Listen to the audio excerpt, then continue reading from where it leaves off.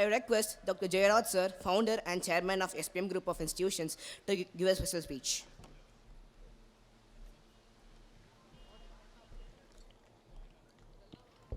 எல்லோருக்கும் எனது மாலை வணக்கத்தை தெரிவித்துக் கொள்கிறேன். என்ன சீக்கிரம் முடிக்கணும் பேச்சுன்றதுக்காக என்னுடைய பேச்சையும் குறைச்சிக்கிறேன். ஸோ இந்த ஸ்கூல் ஆரம்பிக்கும் பொழுது கம்பத்தில் 37 ஸ்கூல் இருந்தது. ஸோ இந்த 37 ஸ்கூல் இருக்கும் பொழுதும் கூட இந்த ஸ்கூலை நான் ஆரம்பித்து இன்றைக்கி இவ்வளவு சிறப்பாக கொண்டு வந்திருக்கேன்.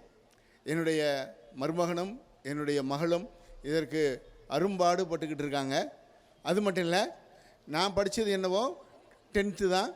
பட் என் பிள்ளைகளை கட்டாயம் படிப்போட ஏண்டு வரைக்கும் படிக்க வைக்கணும் அப்படின்னு நினச்சிட்டு என் மருமகனையும் என் மகளையும் டாக்டரேட் பண்ணுற அளவுக்கு படிக்க வச்சுருக்கேன்.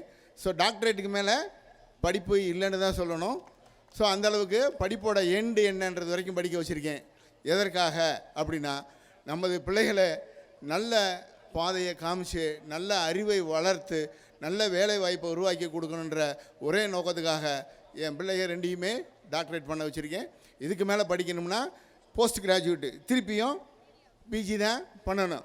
ஸோ படிப்புன்றத உங்கள் பிள்ளைகளுக்கு கட்டாயம் கற்றுக் கொடுத்துருவாங்க. அது மட்டும் இல்லை, இதுக்கப்புறமும் இந்த 2014க்கு அப்புறம் நிறைய ஸ்கூல் வந்திருக்கு. பட் அதெல்லாம் தாண்டி நம்ம ஸ்கூலு கட்டாயம் முதல் இடத்துல எல்லா வழியிலையும் நிற்கும் அப்படின்றதுக்கு நான் உறுதி கூறுகிறேன். அடுத்தபடியாக என் பொண்ணு சொன்னது மாதிரி ஒழுக்கம் அது கட்டாயம் வேணும்.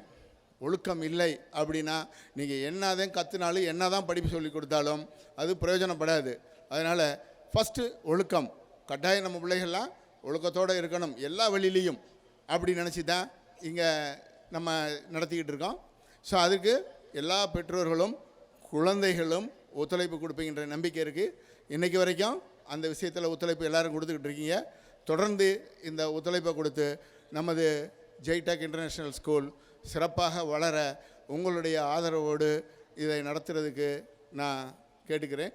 அடுத்தபடியாக மேடம் பேசுகிறதுக்கு வெயிட் பண்ணிகிட்டு இருக்காங்க. என்னுடைய உரையை முடித்துக் கொள்கிறேன். நன்றி, வணக்கம். தேங்க்யூ.